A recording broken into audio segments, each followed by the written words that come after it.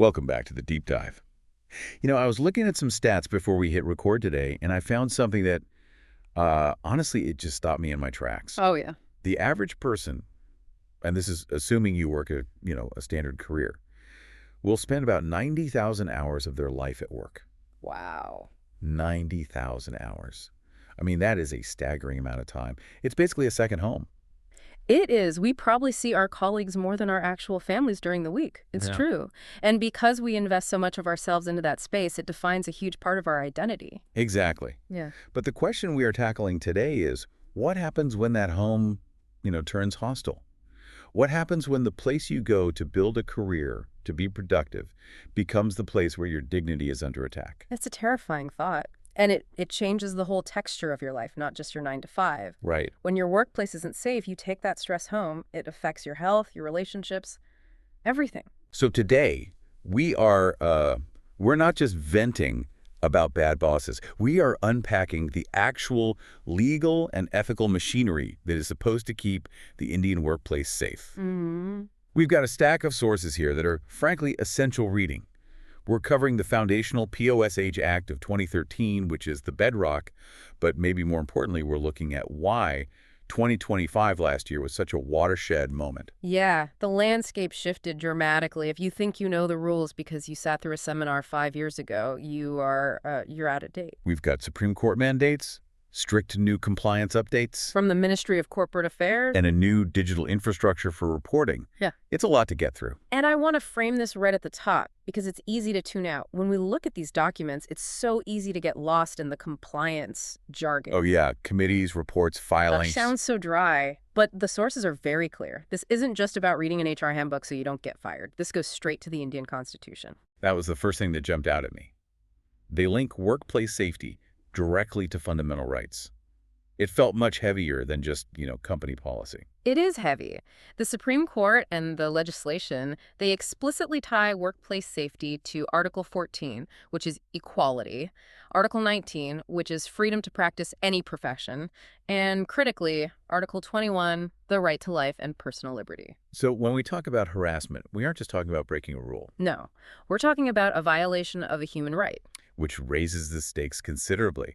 It transforms the conversation from be nice to your coworkers to, well, don't violate their constitutional rights. Exactly. Now, I know legal frameworks can feel dense, but our goal today is to give you the practical toolkit you need to protect yourself and your team. Absolutely. In this context, knowledge is leverage. If you don't know where the line is, you can't defend it. So let's start at the very beginning. How do we actually define this? We all know what harassment feels like, but how does the source material define sexual harassment legally? It's interesting you say that because the law tries to be quite specific, even though, human interaction is messy. The core definition is that it's unwelcome, offensive, and illegal discrimination. Okay, unwelcome seems to be the operative word there. Meh. But here is the scenario I see playing out all the time. Someone makes a comment, a joke that lands poorly, and the immediate defense is, Oh, come on. I was just joking. exactly, or I didn't mean anything by it. The classic I didn't mean to defense. Right, so does the law care about the intention behind the comment? This is probably the single most important takeaway from our entire deep dive today. If you remember nothing else, remember this. Under the law, intent is irrelevant. Irrelevant. It doesn't matter at all. Completely. It does not matter what the harasser intended. It doesn't matter if they thought they were being charming or funny. The only thing that matters is the impact of that behavior on the recipient. That is a massive shift in the power dynamic. It is. The judgment shifts from the mind of the doer to the experience of the receiver. If the behavior is unwelcome, it's harassment, period. The harasser's innocence about their intent is not a valid legal defense. And I think that's where the cultural friction comes in, right? The sources touched on why this is still such a huge issue. They did, and it's a complex mix. There's obviously a lack of awareness, but the text also points to workplace culture. If you have a hyper-competitive environment where anything goes, well, harassment thrives. And the sources mentioned urbanization, too, which I found fascinating. Right. We have a rapidly urbanizing workforce in India. You have people from vastly different cultural backgrounds, different social norms, all thrown together in these high-pressure jobs. So misunderstandings happen. They do. But, and this goes back to our rule, misunderstanding isn't a legal defense. You have to learn the professional standard. So we've established that impact trumps intent. Now, let's get practical. The source material categorizes harassment into two main pillars. Yes, quid pro quo and hostile work environment. Let's break those down. Quid pro quo, that's Latin for this, for that. Correct. This is the transactional form. It almost always involves a power imbalance. It's when someone in authority demands sexual favors in exchange for work benefits. The Hollywood cliche, sleep with me and you'll get the promotion. Exactly. But in the real world, it's rarely that cinematic. It's more subtle. Way more subtle. It might be a supervisor saying, if you want to stay on this project, we should go out for dinner tonight, with a clear implication that saying no means losing out. So it's the implication that drives it. Yes.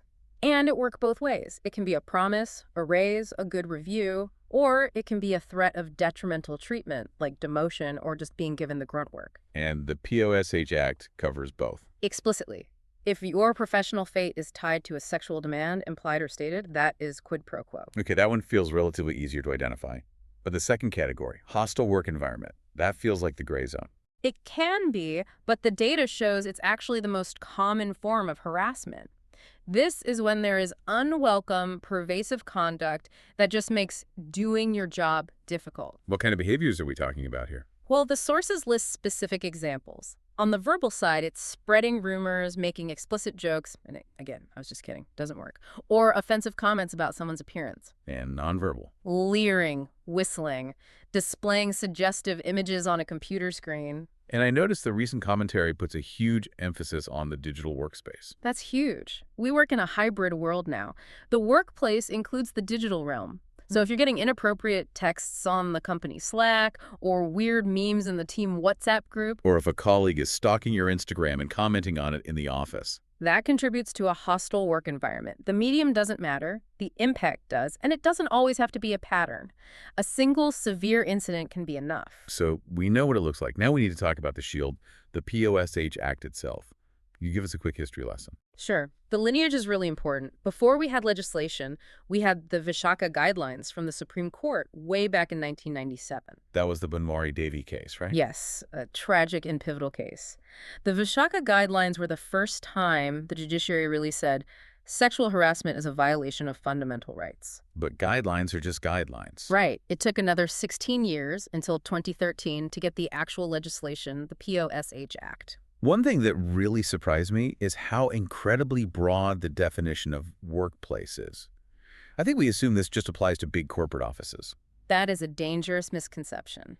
The Act is remarkably inclusive. It applies to organized and unorganized sectors. It protects women, employees, interns, contract workers. And visitors. That was the one that caught me off guard. Yes, visitors. If you are a vendor visiting a client's office to pitch a product, or even a delivery person, you are covered by that company's POSH policy. That is empowering. It really changes how you view your rights when you walk into any business. So what's the enforcement machinery? The Act mandates that every organization with 10 or more employees must create an internal complaints committee, or ICC. It's an internal court, essentially. And it's not just the boss and his friends. No, the law is very strict about the composition to prevent that bias. The presiding officer must be a senior woman, and this is crucial, there must be one external member. Someone from outside the company. Yes, from an NGO or lawyer, someone to ensure neutrality and prevent the company from just sweeping things under the rug. And what about confidentiality? I imagine that's the #1 reason people don't report. It is the biggest barrier. People are terrified of being branded a troublemaker. That's why the Act strictly mandates protecting the complainant's identity. So that's the foundation. But as we said, we are looking at this through the lens of the 2025 updates.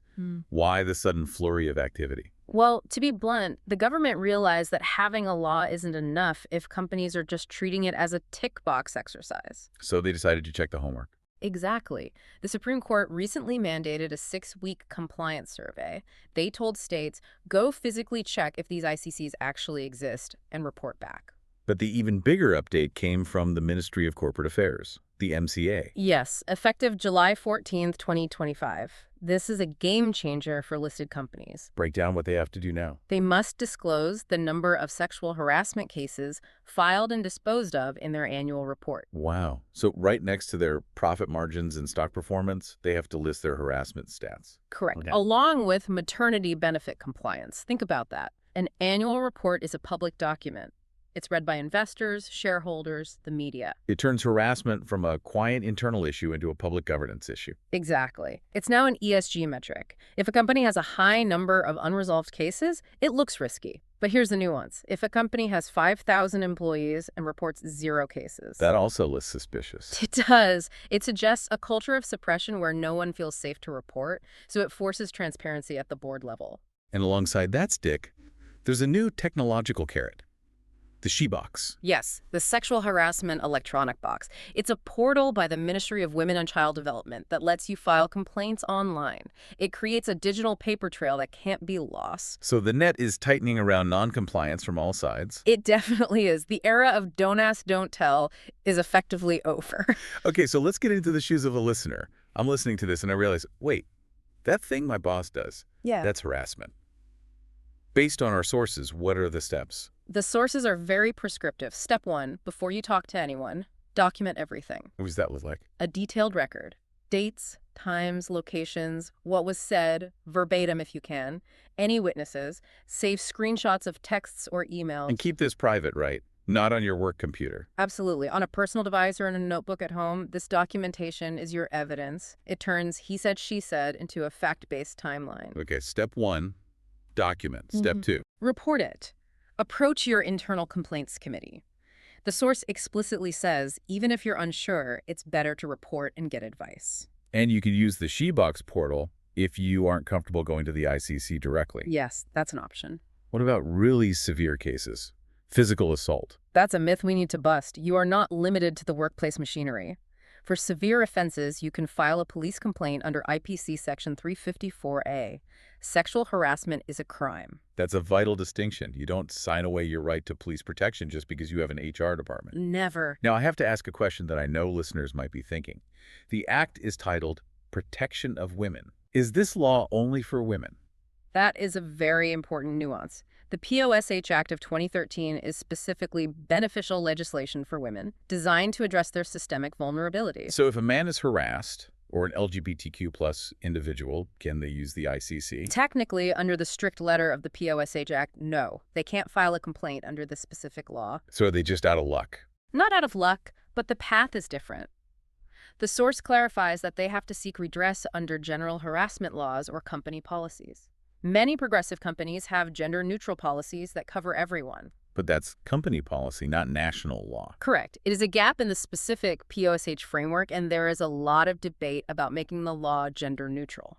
It shows that while we've come a long way, the legal framework is still evolving. Absolutely. So let's wrap this up. We've unpacked impact over intent, the 2 pillars, the new transparency laws. When you step back, what's the big picture? For me, the synthesis is that a safe workplace has transitioned from being a perk to being a non-negotiable fundamental right. The evolution from the 1997 guidelines to the aggressive 2025 disclosure requirements shows that tolerance for unsafe environments is hitting 0. It really feels like the era of sweeping things under the rug is ending. It is, but I would add one final reflection. Laws like POSH provide the framework, the skeleton, if you will, but the flesh and blood is the culture. What do you mean? I mean, you can have all the committees and portals in the world, but if people don't get that their jokes are hurting their colleagues, the environment won't change. The culture of understanding impact over intent is what actually prevents harassment before it happens. That's a powerful point. Compliance is the floor, not the ceiling. Exactly. I want to leave our listeners with a thought that struck me when we were discussing the scope of the law, specifically that visitor rule. The idea that the protection travels with you. Exactly. If the law covers everyone from an intern to a delivery driver, it makes you realize the workplace isn't a location. It's an interaction. Every time you interact with a service professional, a vendor, a gig worker, that is a workplace interaction. That is a fascinating way to look at it. It expands the responsibility we all have. We're all creating a workplace for someone else. Every time we order a coffee or accept a package, dignity has to be part of that transaction. Couldn't agree more. We are all participants in that ecosystem. Well, on that note, we hope this deep dive has given you the tools to navigate your career with confidence. Check your company's policy, know your ICC members, and remember, impact over intent. Stay safe, stay informed, and we will catch you on the next one. Goodbye, everyone.